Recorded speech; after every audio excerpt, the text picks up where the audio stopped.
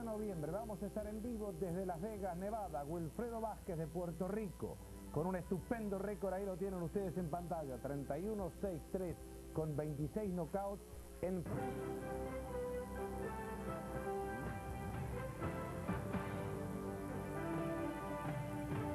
The following is a special presentation of HBO Sports.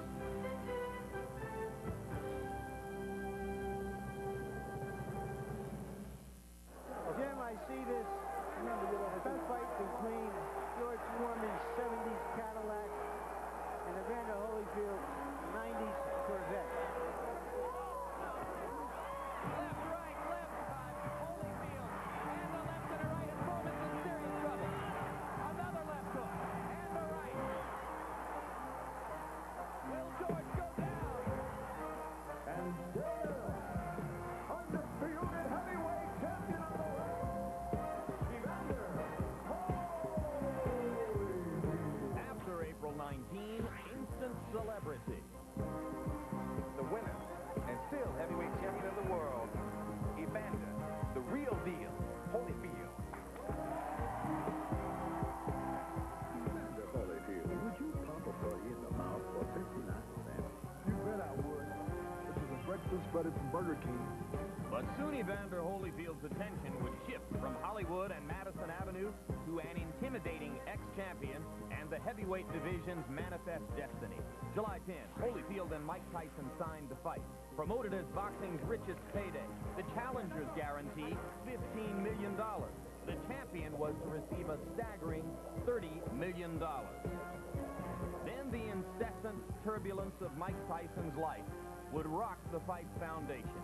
September 9, Tyson was indicted for rape in Indianapolis. Tyson faces 1 count of rape, 2 counts of criminal deviant conduct, and 1 count of confinement, charges which could put him in prison for upwards of 63 years. Tyson has said on more than one occasion that he fears no man, but he acknowledges that charges from an 18-year-old beauty pageant contestant have him worried. I didn't do nothing to her. He knows what happened.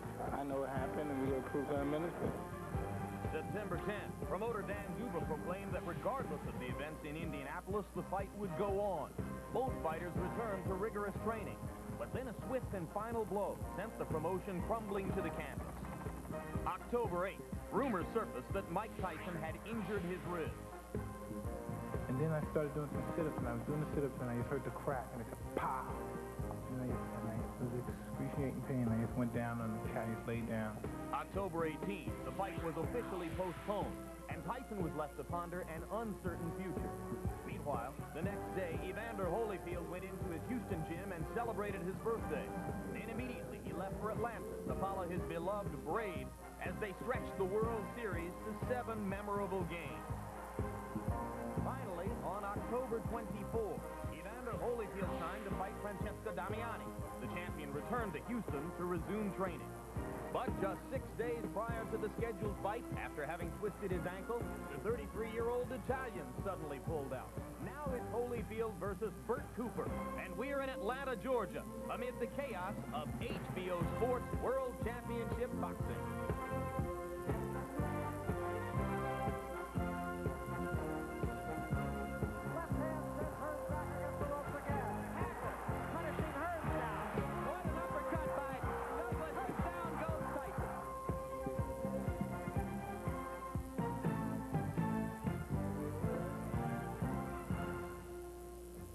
Downtown Atlanta on a crisp late autumn night.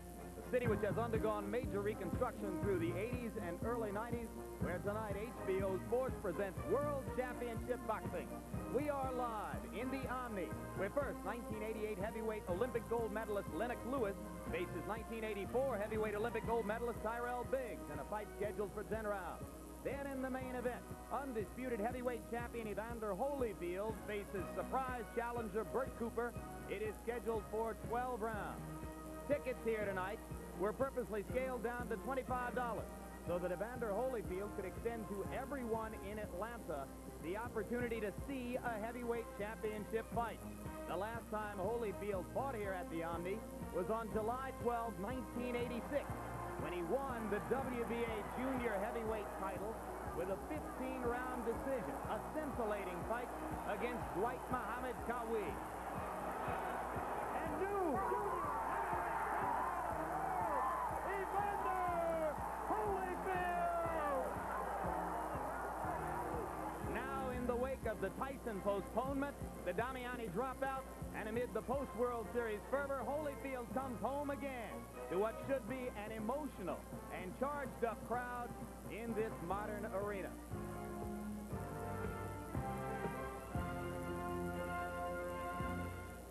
And hello again, everybody. I'm Jim Lampley. Welcome back to HBO Championship Boxing as big-time heavyweight fights come back to Atlanta for the first time since Muhammad Ali launched his return to the ring from forced exile 21 years ago here in October of 1970 against Jerry Quarry.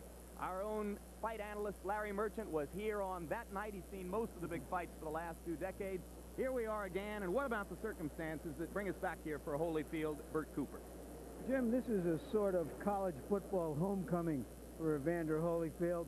The purpose of a homecoming game is to send the alumni home happy, the hometown fans. And the way you do that is by not scheduling Miami, by scheduling Long Beach State. And Bert Cooper is Long Beach State for Evander Holyfield. You're bound to have had a lot of memories of Ali Quarry these last couple of days. Yes, I have. In fact, I took a walk downtown, and a lot of that stuff came back to me. It was one of the most extraordinary events I ever covered. 2 things stand out. The colorful assemblage of hustlers and rustlers from all over the country came back to see Ali fight Jerry Quarry, who was one of the best heavyweights of his time. And secondly, Bill Cosby sat right nearby, said to me just before the fight, "I'm so excited, I wish they'd fight for 2 weeks. I'll settle tonight for about 6 rounds." Well, of course, Quarry and Ali only went 3 rounds. We'll see how long it's going to be for Holyfield and Cooper a little later on in the evening. But first, rising young heavyweight star Lennox Lewis of England, fighting for only the 2nd time in the United States against former heavyweight contender Tyrell Biggs. Normally, George Foreman would be the 3rd man here for us tonight, but George is training for his December 7 live HBO bout against Jimmy Ellis, and we are privileged to have here filling George's shoes a boxing legend, trainer, manager, and television commentator Gil Clancy. Gil, what about the upcoming Lennox Lewis fight? What do you think of it? Well, you know, Lennox Lewis won the Super Heavyweight Championship in the Olympics by knocking out Riddick Bowe. Since then, Riddick Bowe's taken the express lane to the top. Lewis decided to play it slow. He's fought all those fights. This is the yardstick. He's going to fight a guy that Riddick Bowe knocked out in a tough fight in Tyrell Biggs. This is the yardstick for him. Bowe had a tough fight with Biggs that went 8 rounds. Is there a business incentive for Lewis to try to get it done against Biggs in something shorter than that? Well, you know, Riddick Bowe may have taken something out of Biggs. That remains to be seen. But certainly, Lewis is going to try to do a better job. All right, Gil. And let's take a look now at the 1984 Olympic super heavyweight gold medalist Tyrell Biggs as he gets ready to make his way to the ring. Biggs, of course, 4 years ago was the star heavyweight in the Duvas main event stable when he fought against Mike Tyson in 1987 in Atlantic City. At that time, the Duvas still had Evander Holyfield fighting in the cruiserweight division. And shortly after his knockout loss to Tyson, the Duvas split from Tyrell Biggs. They believed that he no longer had it to be a contender in the heavyweight division. So one of Biggs' motives here tonight is an entirely personal one, to show his former employers that he is still the kind of fighter that they once believed he was. One of the unusual things about Biggs, Gil, is that he openly talks about the fact that he's gone from a headliner to an opponent. Well, yes, it certainly was unusual. He put himself in perspective. He said, I used to be the superstar. I was the guy that was building up. Now they're trying to use me to build up other guys. He said, but I think I can still fight. There's Tyrell Biggs' record, as you can see. Since he was defeated by Mike Tyson, he's won 5 and lost 4. And maybe the best argument he can make that he can still fight was that showing against Bowe, because for much of the fight he was competitive and looked better than he had in years, Gil. He certainly was, and at the one time in the fight, he had Bo in trouble, and it was the first time I saw him really set down on punches and really bang away, and that's what he says he's going to do tonight. All right, now here comes the man who knocked out Riddick Bowe in Seoul, South Korea for the Olympic gold medal in 1988. Lennox Lewis. He is Canadian and English, fighting out of England now, and this will only be his second appearance of an 18-fight career. Tonight, fight number 18 as he comes back to the USA. The question I have, Gil, is whether being an amateur, however successful for so long, could hurt him the way it might have hurt Biggs. Whether that amateur attitude and style was so deeply ingrained that they never become real professional prize fighters. Well, you know, that is a very good point. And Larry, he brought over a very good amateur trainer by the name of John Davenport, but I stress the word amateur. And so whether or not it would have been better for him to get a more professional guy like an Eddie Fudge, for example, remains to be seen. But certainly amateur boxing is different from professional boxing. We'll see tonight whether he's advancing the same way, for example, a Riddick Bowe has advanced. And the record for Lennox Lewis, 17 wins, no losses against an almost ludicrously weak list of opponents. 15 of the wins by knockout. And we take a look at the tail of the tape, and you will see that the two fighters are almost identical in size and frame. Both in the range of 6'5", both around 230 pounds. So they will face each other as physical equals. And the last time they fought, incidentally, the one previous meeting between the two, was in 1984 in Los Angeles. This, incidentally, is the first heavyweight fight between two heavyweight Olympic gold medalists since Foreman defeated Frazier on January 22, 1973. And again, we remind you, Lewis, the 1988 gold medalist, Biggs beat Lewis with a 5-0 decision at Los Angeles en route to the gold medal in 1984. And here are our punch stat numbers to give you an idea of just how these fighters fight. Lewis, as you can see, a more accurate puncher.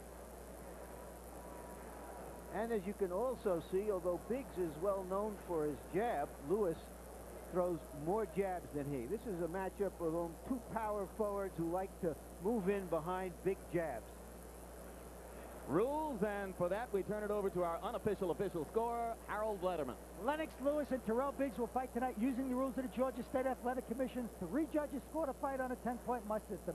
No standing 8 count. The 3 knockdown rule is in effect, and you cannot be saved by the bell in any round, including the last.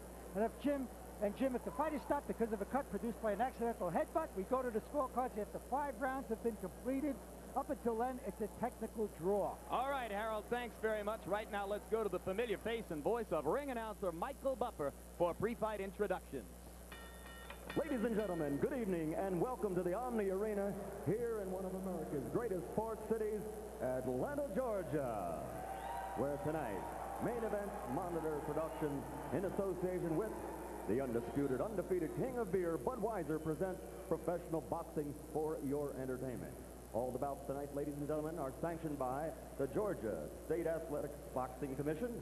The 3 judges assigned to this first bout will be Erwin Deutsch, Bobby Ezor, and Frank Skilbred.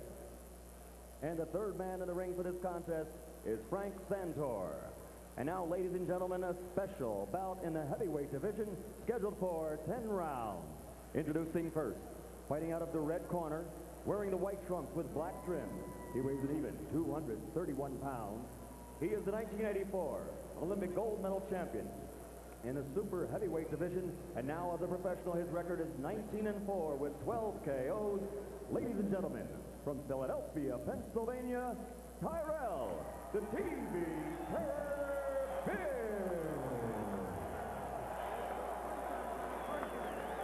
And across the ring in the blue corner, his opponent wearing the red trunks with black trim, weighing in at 230.5 pounds. He also is an Olympic gold medal champion in the super heavyweight division from 1988. He's undefeated now as a professional. 17-0, 15 by KO, ranked number 3 in the world by the WBA. Ladies and gentlemen, from East London, England, Lennox Lewis.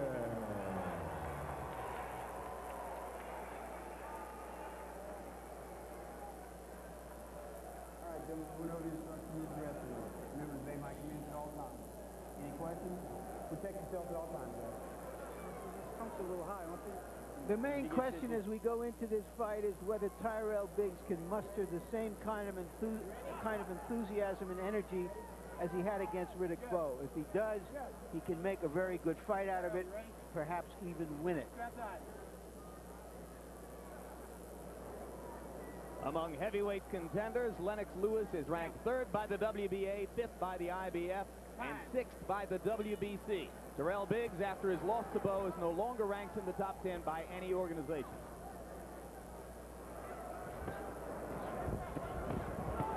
Lewis comes out firing and lands a right hand to drive Bowe into the ropes. There you go. Make it Biggs, not Bowe. You may be thinking of the future, Larry. Yeah, I'm thinking of something that might happen down the road.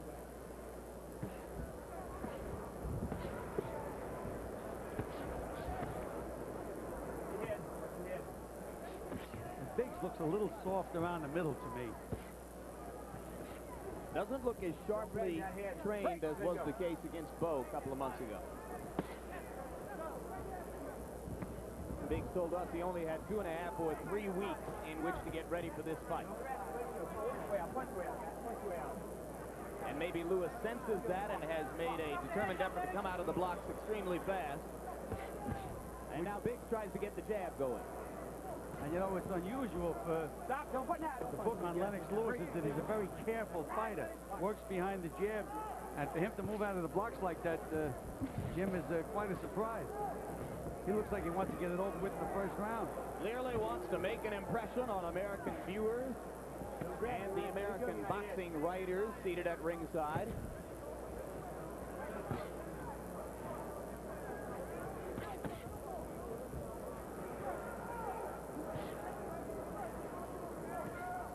When Tyrell Biggs can get the jab working, he is a very stylish-looking heavyweight. Wild right hand, just missed by Lewis.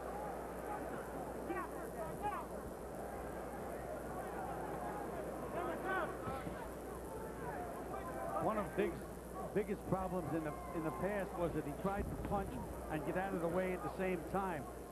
And it took all of the sting out of his punches.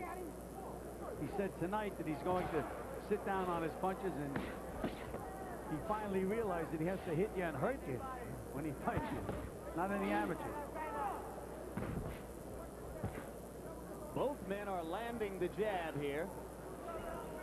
Biggs has not tried to follow with anything. Lewis is the one who is throwing big right hands over the top, most of which have missed so far, except for the one early connect that pushed Biggs into the ropes. But as you can see, Tyrell Biggs is fighting from a flat-footed stance, which is very, very unusual for him. None of the side-to-side movement, not on his toes. Lead left hook just missed for Lewis. Now 2 right hands land, and another. And Biggs ties him up. Round 1 coming to a close. Lewis lands 2 more right hands. Biggs in a little trouble, but the bell is going to sound.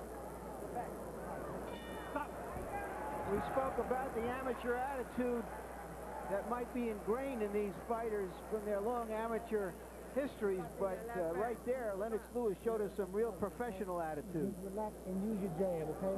He certainly did, Larry. He came right out bombing. Tyrell, just stay relaxed, okay? Stay relaxed. Stay relaxed, Tyrell. Stay relaxed. Tyrell. There you see Lewis squaring off and trying to put some real hurt on Biggs. Same sequence, different angle. It's unusual for a British heavyweight of any kind to fight this way. Gil, we're usually used to seeing them wanting to lay back, amateur or professional. Well, you know, I did mention the fact that John Davenport, an American trainer, is his trainer, moved over from New Jersey. But again, John has worked mostly with amateur fighters. But you can see that Lennox Lewis looks like he certainly has advanced quite a bit since well, his he was amateur exceptionally days. aggressive in his last fight against former cruiserweight Glenn McCrory, and he has come out firing again tonight. Lewis Once again, pinning Biggs against the ropes with right hands, and now Tyrell pivots off the ropes and lands a couple body shots.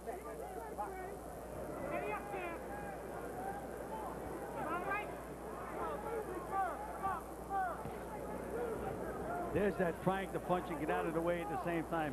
You saw Biggs flick that left hand out. Didn't quite reach Lewis with the punch. There it is again. Short with the jab. Well, Larry talked about the amateur experience. Biggs was a great amateur where the payoff is for putting your glove on the target. In professional boxing, you should put your glove through the target. And it took him a long time to learn to even try that. Well, Jim, I think you should put your glove through the target whether you're an amateur or a pro, because if you hit a guy with a stiff punch, you knock him off balance and you can hit him with 2 or 3 more. There's a trickle of blood now from Tyrell Biggs' mouth, spilling over the lower lip. Left hand was solid.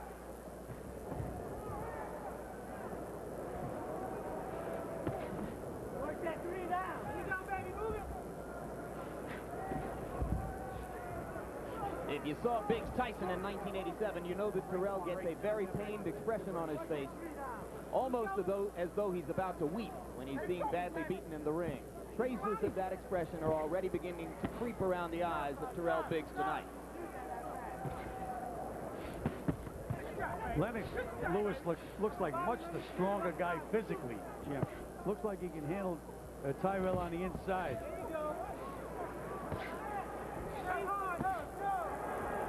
There was a solid jab from Biggs, and now he tries to follow up with a body and lands twice. And Lewis continues to step forward. That right hand did not connect. So the crowd loved the effort. Uppercut is solid, and Tyrell Biggs once again pinned against the ropes. And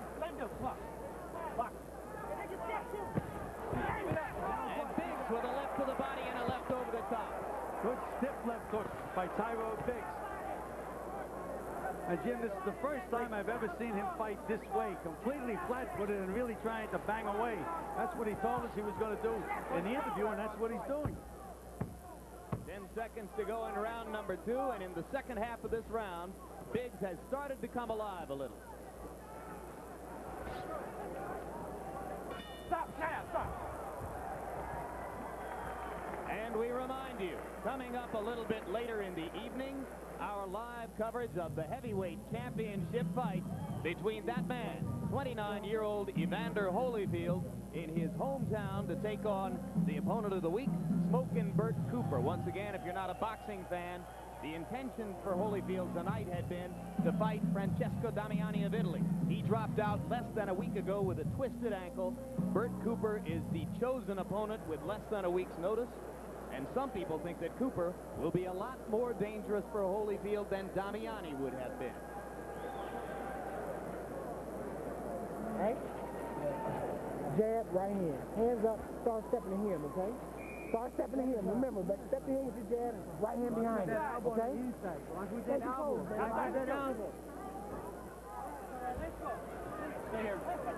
Very often the difference in fights like these is you have one fighter on the way up who's never had his shot, still has a dream of being a champion.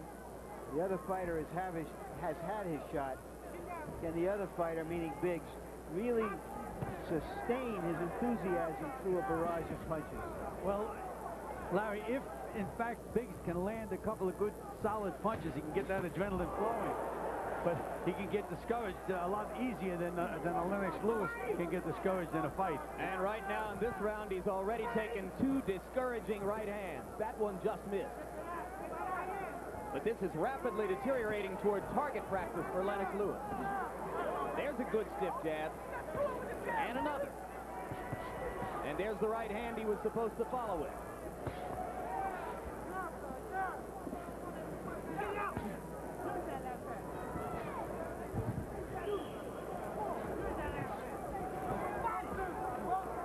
I like the way Lennox Lewis goes back down to the body with that left hook after he throws a combination to the head.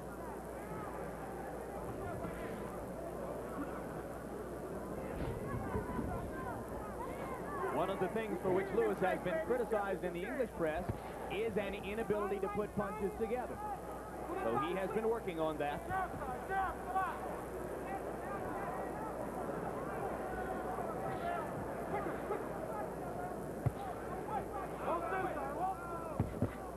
One thing I noticed with Lennox Lewis, there's that left hook underneath again. One thing I noticed, he really doesn't feint as much as I think he should feint. He walks, he gets within punching range and snaps that jab right out. Sometimes it's good, you throw it, feint a little bit, let the guy fall for the feint, then you nail him. Very little head movement for Lewis. Could be a problem later on, particularly for a guy who's 6 feet 5 inches tall, and down goes Biggs from the solid right cross. That was a good, solid right hand right on the chin. 7, 8. Tyrell's going to get up at 8. Right. Here we are. Gets a little breather. He showed courage against Bowe. And there's another right hand, and that might be it. 2, 3. I think that Tyrell is starting to think that to himself, Jim, that might be it. Well, he's going to make one more try. 8. You okay? You want to go? No 3 knockdown rule in effect here. No 3 knockdown rule. So Tyrell can go down again without automatically being out of the fight. Both knockdowns were on the right cross. Lewis throws another one. Biggs goes down again, and the referee's seen enough. That's an impressive victory for Lennox Lewis. A good scalp to have. And I'll go in the ring and find out where he's going from here. Okay, let's do that, Larry. See if he's going to pick his next opponent by committee or who's going to pick the opponent. Well, you're right. He told us before that he was very enthusiastic about going ahead with top-flight opponents, but that his business managers had to temper him. My interpretation of that was he wants to fight bums, and they don't want him to fight anybody that good. Well, but now he has the most credible name yet on his dossier of vanquished opponents. And for Biggs, whether he will listen or not, surely several people will advise him that this should have been the last time around. Well, you know, he was very, very impressive in this performance, Jim. Come right out, look to get the guy out right away, search and destroy. That's what he was doing, and he did it. You know, one of his hobbies is playing chess, Lennox Lewis. And I thought how appropriate for a guy who has a reputation as a boxer. But he didn't play chess out here. He was playing search and destroy Nintendo. That's correct. All right, let's take a look at the 2 3 knockdowns make it in round number 2.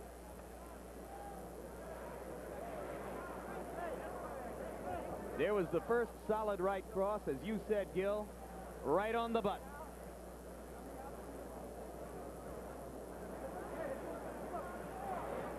Tyrell making the mistake of coming up with no glove in front of his face.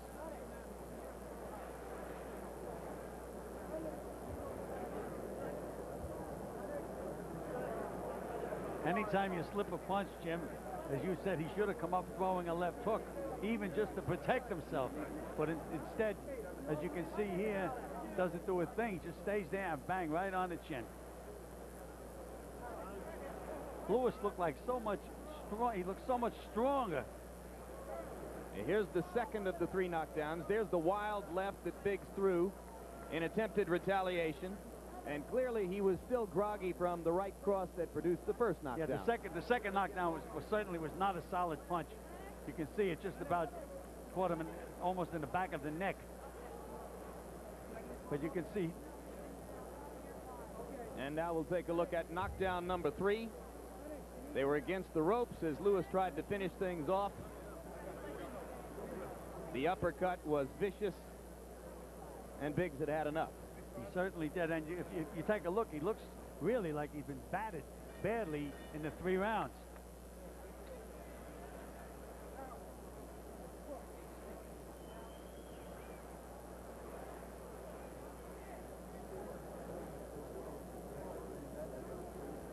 There's the uppercut that set up the final punch.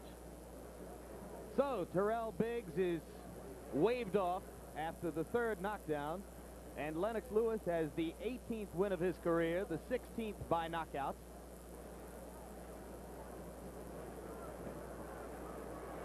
And we go to ring announcer Michael Buffer for the official particulars. Ladies and gentlemen, referee Frank Santor stops this bout in the third round, enforcing the 3 knockdown rule. The official time, 2 minutes, 47 seconds of the third round. The winner by TKO victory, still undefeated, Lennox Lewis.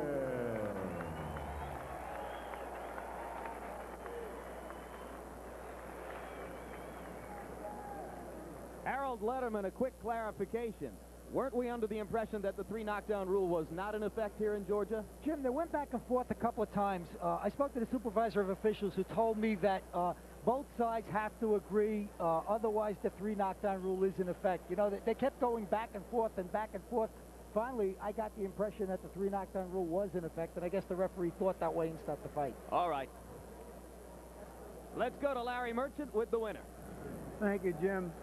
Congratulations, Lennox. Were you determined here tonight to put on an impressive show, and in particular to dispose of Biggs faster than Riddick Bowe did? Yes, definitely, because I know that me and Riddick Bowe are going to be compared, and I definitely wanted to knock out Tyrell Biggs as fast and as soon as possible. This is what takes 7 weeks in camp, and, you know, I took it out on Tyrell Biggs. You have been talking about making an adjustment to being a professional fighter. Would you say this was your most professional fight in the sense that you, in fact, were a destroyer out there tonight and not a boxer? Well, definitely. You know, I had to learn to really take my time out there and look professional, go professional, and do my work professionally, in a professional order. So you no longer feel that you have to sit back, box, take advantage when something opens, but that you want to make your openings? I definitely want to make my openings. Lennox Lewis is on a mission, and Tyrell Biggs is a stepping stone for me. So I feel great, confident, and ready. Describe the mission for us. The mission is to be the world heavyweight champion, and all I need is a couple more fights, and then I'll be in there against the champion. Can you give us any idea of what your program, your schedule would be, how you see 1992 unfolding for you, who you want to fight? Well, I just want to fight anybody that they put me in against, because I have a lot of confidence in my own ability. My next fight is in February 1st. So, you know, that would be another progressive step that I'm going to be making. Thank you, and we will be watching your progress, Lennox Lewis. Thank you. Jim? All right, Larry, so Lennox Lewis takes another step toward big-time heavyweight contention, and we're going to talk to one of the big-time heavyweight contenders of all time right now. We mentioned that George Foreman is not with us this evening. He's down in Houston, where he's been training for the December 7 matchup live on HBO with Jimmy Ellis. But we've got him all hooked up and watching and getting ready to work with us on a part-time basis. George, if you can hear me, what did you think of Lennox Lewis in that 8-minute and 47-second showing? I was more than impressed. He's a great boxer and a good right-hand puncher. I tell you this, I don't want any parts of him. Well, we probably knew that. I know you don't want to fight too many other people other than whoever's holding the heavyweight championship belt. I'm trying to lose that weight, but everywhere I go, there's Lufkin Barbecue, Luther's Barbecue, and I'm not having a whole lot of progress. Life is one big party for you, George, and that's one of the things we love about you. One big barbecue party. Yeah. Do you think that Biggs was a credible enough opponent and showed enough of an effort here for this to be a real positive credential on Lewis's record? Well, Biggs, you got to say positive things about him, but as he said on that floor, the song "Nobody Knows the Trouble I've Seen" came to my mind. And it seems like he's had a few too-minute fights. Among the other young heavyweight contenders, Mercer, Bowe, Michael Moore, who scored a first-round knockout on the undercard here tonight. Is Lewis ready to go ahead and face one of them? No doubt in my mind, he would match, and probably beat each and every one of them. But that Mercer seems to be a little more than tough.